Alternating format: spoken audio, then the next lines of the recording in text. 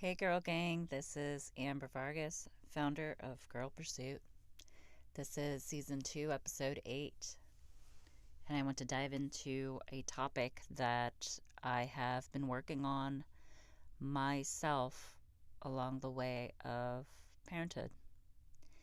And I'd like to make a statement. I'd like to say we need to heal before we have kids, but most of us don't, and that's okay because healing can happen alongside parenting. The key is number one, awareness. Number two, accountability. And number three, breaking that cycle one moment at a time.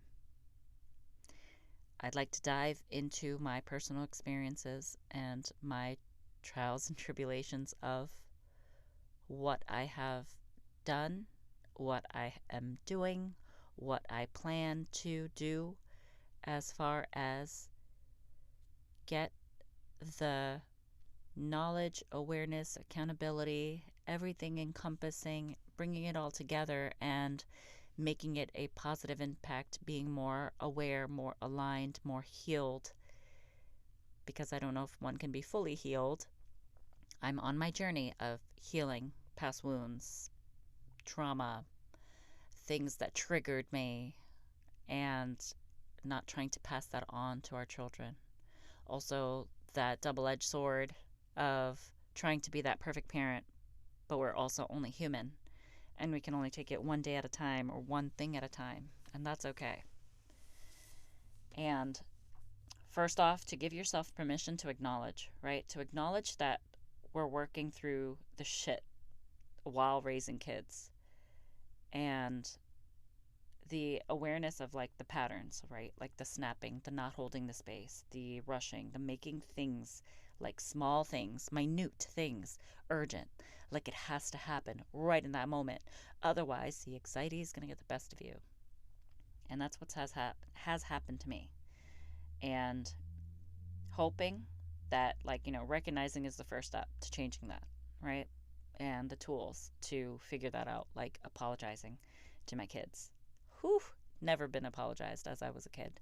Not that I recall, because growing up in a Pakistani cultural environment, that was not even a thing to do for children. You basically were told what to do, and that's how you did it. Um, Again, not saying that like my parents knew better, didn't know better, or didn't have the tools, but they tried, and I have to take what I have been given and do better with it because I want my life to be in a betterment state, right? And like pausing, asking like, is this actually a big deal? So this is where I want to like encompass or like foster around the actual term that I use to myself, for my partner, for my children. Is this a big deal? Stop and pause and just ask yourself, is this a big deal? Right? So I'm trying to say, like moms or women that are trying to become mothers, heal before you have kids. Now, again, how do you know what to heal before you have kids? Because you don't even know what's going to trigger you. And that's the caveat, right? Like, that's the how do I know what the hell is actually going to set me off? How do I know? If we can define patterns of within our relationships with ourselves and our partners, of like the little things that may irritate us, like if the morning does not go as planned, because in your brain that's what you're planning to do, and if it doesn't, like you're rushing and you're feeling like an anxious moment coming on and you feel frustrated and you are taking it out in an aggressive tone, that could be a pattern that's definitely going to be a huge trigger when a child brings it out in you, because I am a firm believer that our children are here just to show us what was unhealed, right? Think about that. Like, our children are here to show us what is unhealed inside of us. And they are here to show us the wonders of the world. And it's fucking fascinating. And it's amazing. And I am so grateful that I have this opportunity to be a mother and to parent these absolutely wonderful children that always live in wonderment. And I hope they never come out of it. I hope they have a little glimpse of it, a little something, as they grow up. again, 7 and 4 years old right now. And I'm in that fairy tale part of their world. I want to live in their worlds, and it's absolutely amazing. Now, like, so ideally, right? So if I talk about the ideal, right, and the reality of it, right? So we heal our trauma before we having kids. That's ideal, right? But the reality is most triggers won't surface until you have kids. That shoe tying moment wouldn't have happened if I didn't have like my son. Talk about shoe tying moment. I have it jotted down to talk about. My son's tying his shoe and I'm starting to get irritated. I'm starting to get anxious. I'm like, holy shit, homie, let's go. Tie that shoe. Come on. It's because I was rushed when I was a kid. I'm the youngest of five, and I can only imagine the stress of even just time management for my parents on what kind of stress it was on them just to manage five other little beings and their time to get to school, to get to work, to get wherever they needed to get to. And I was the last one, and y'all can only imagine the patience that was left for me, right? And yeah, yelling was a big part of my life. I'm so trying to tone that down. I'm so trying. Um, it's not easy, but I have this mantra and I am trying and I have put it into practice and I have noticed, holy shit, it is not a big deal. Is this really a big deal? If my son takes just a 30-second more time in tying that shoe, is it really a big fucking deal? It's not. It's really not. Awareness. Awareness is fucking key. When it comes to anything, awareness is key. Because if you are not aware of what is happening or the trend or the trigger or whatever is that needs to be worked on or just looked at, and it doesn't always have to be negative, positive as well, awareness is key. And giving him that moment of like, okay, he could do it. And taking a deep breath. And that's what I've done. Like mantra, saying it out loud either way, out loud or in my head, like, is this a big deal? It's not a big deal. And it makes it so much more real when you actually say it out loud. And it's like, is this a big deal, Amber? Amber, is this a big deal? And then to myself, I say it, or I'm like, it's not a big deal. Then it makes it actually real, and I have to hold myself accountable to not snap on him, to taking that time because they're children, right? Like holding that space for him so he can struggle to tie his shoe because how else is he going to learn? Same thing with emotions. Ooh, the emotional regulation. Oh my gosh.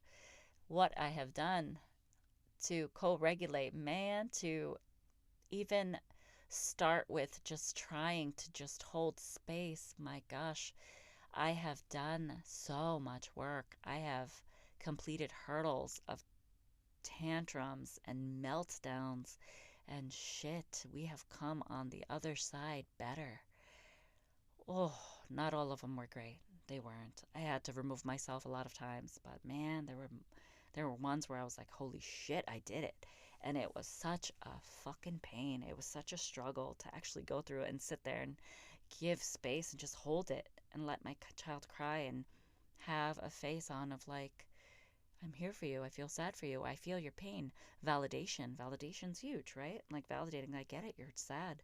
It stinks when you don't get it. Ugh, it sucks when you're not having that chocolate piece right before bed. I get it. Ugh, it's so hard, but you can get through this. I'm here for you. And we go through it and we ride the wave. Fuck, it's been. Whew. If I could, again, give this tip, trick, advice to you, please utilize it. Try it out. I'm telling you, it's going to work. I'm telling you, it's going to be so much better. Just reframing the way you think about something that a child is doing that is not going the way you want it to go because it's not going to go the way you want it to go. There's a lot of give and take. There's that connecting before correcting. Yes, I am parenting in an I believe it's called authoritative, not authoritarian state way style parenting, right? Um I hold my boundaries. I am stern with them, but I give them grace. I give them space. I let them talk. I let them say what they feel. I let them feel their feelings. And it's okay to feel your fucking feelings. And that's where it's been such a healing journey. Still going through it, a healing journey for myself, for my family unit of, wow, why is it so hard for me to hold space? Why is it so hard for me to let my son tie his shoe without someone hovering over him and making him rush or getting him nervous, giving him anxiety? It's because that wasn't done for us, but that doesn't mean we can't do that for our future generation. And again, I am not trying to be perfect, but there were many times that I'm trying to be perfect, and I have it stuck in my head to be perfect. But there's no such thing as perfect, but it could be pockets of joy. And I've always said the pockets of joy in finding that in things, little things, again, hence pocket of joy of, wow, I really got through that struggle with my son because it was struggle for me, not necessarily for him. Struggle for him because he's living in the moment and trying to just tie a shoe. That's a struggle. Struggle for me that I held in my anxiety and did breath work and gave him space and said, it's not a big deal. So, mamas, if you could heal yourself before having kids, please do. And alongside them, please do. It is the smallest things that really become such big things because they can fester and ball up and become larger than what they really are inside our bodies, inside our brains, right? And just giving some, I wanted to do some research on just like, the stats of like generational trauma. Like studies show that unresolved trauma can be passed down through parenting styles, stress responses, and attachment patterns. I also read that an adverse childhood experience, it's called ACE, adverse childhood experiences. Children of parents with unresolved ACEs are more likely to develop some similar trauma responses. Totally get that. Totally makes sense because our children don't do what we say, they do what we do, right? Like we model it for them. My child's only going to react I do a lot of talking with my hands, and I've noticed that siblings, when they're arguing, because sibling rivalries, of course it's going to happen. That's how they show love to each other and learn how they're going to navigate their relationship as siblings. And I noticed the older one talking with his hands a lot, and many fucking moments, I'm going to be honest and real and raw, that has his tone really loud. The decibels are fucking up there. And he's using his hands and getting in her face. And it's like, oh shit, that's being modeled to him. Like me doing that to them, and I'm this really big person and they're really small, and it's like, holy shit. Perspective, again, looking at it from that point of view, and it's like, oh shit, maybe I should really hone it back in and practice it a bit better next time. Do better, a little bit better the next time. Take accountability, be aware, and notice like, oh, they're just going to model what they see, right? That's what it literally is. Like, that's how they're going to develop similar patterns because that's what they see. Now, cycle breaking. Parents who acknowledge and work on their trauma are significantly more likely to raise securely attached, emotional, healthy children. Yes, fucking yeah. Hell to the fucking yeah. That's definitely me. I'm doing it. I know a lot of times my husband and I, we butt heads, but I'm the chosen one. However funny that may sound, but I feel like I'm the fucking chosen one when it comes to cycle breaking of my siblings. Can't speak for them, but I feel like I'm doing a lot of fucking cycle breaking, and I look around and I'm like, aren't y'all doing that too? Like, what the hell? But I'm doing the work, and I feel like I'm doing it even more so and even more diligently and even more like with such fucking passion to get it right. Now define right, right? Just like the word define weird. We're all weird in our own way, and we all can be right in our own way. So, and then maternal mental health, right? Like there's a percentage amount of mothers who report feeling triggered by their children's behaviors in ways that mirror their own childhood. Yeah, That's so true because in so many instances I have seen me in my children. And I have said it before in one of my episodes about my daughter crying, and I'm like, why is her crying triggering the fuck out of me? Oh, it's because it sounds like me to me. And that space wasn't given held. Wasn't given held. Or, sorry, I said two words at the same time. Mean the same thing in the same context. Yeah. Well, what I'm doing differently, guys, I'm apologizing. That is one of the crucial, I feel like, really big, really impactful things that I am doing is I am apologizing. I am humbling myself down. My fucking humility as a woman, as a mom, as a person, as a Pakistani raised child, an immigrant child, that I am apologizing when I overreact, when I snap, when I am not holding space, when I curse at times. Yeah, I curse at times because fuck, it's hard. It's hard at times. It's also so fucking beautiful at times. There's many beautiful moments, but there's also some hard moments, and we got to get through it. So I apologize. I'm holding space for their emotions and struggles. Let it be physical struggles and the mental struggle, which is the emotional struggle, right? I'm holding space and pausing before reacting. So like, pausing and asking, is this really a big deal? Asking myself out loud, is this really a big deal? Not rushing, letting my son take his time, letting my daughter take her time to put on her socks, letting her put on whatever she's putting on to fancy herself up because she loves to get fancy, and however long that's taking. Letting them do that, not rushing within certain time limits. I get it. You got to get out the door, and I give my countdowns.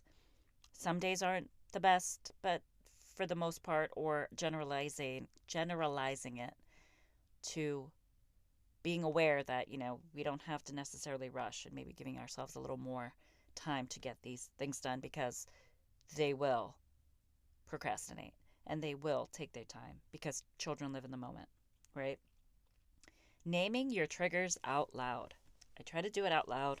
Many times I do it internally, but out loud.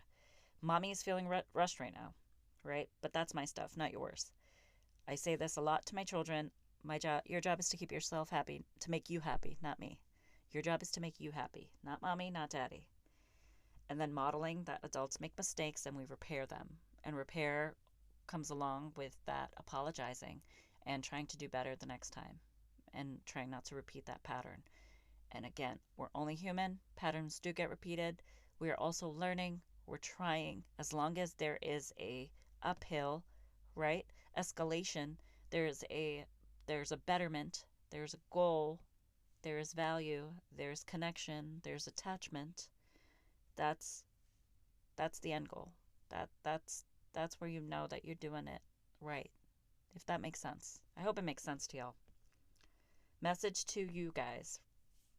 If you don't have kids yet, do the work now, right? Like therapy, which a lot of people roll their eyes on. I am such a firm believer on it now. Therapy, self-reflection, understanding your triggers. Like I said, before kids, there were many things that just irritated me just as a being. And it's just like just those things, the little nuances that irritate the fuck out of you that your partner does. Why does it irritate you? Think about it, work on it, reflect on it. And if you already have kids, it's not too late. Awareness is the first step. You can heal while parenting, like I am. And solidarity to you, mama. And then looking inward, like what patterns are you repeating? Like what is it that you experience as a kid? That what did you experience as a kid, right? That you're now doing on your own or in your own way, like I am.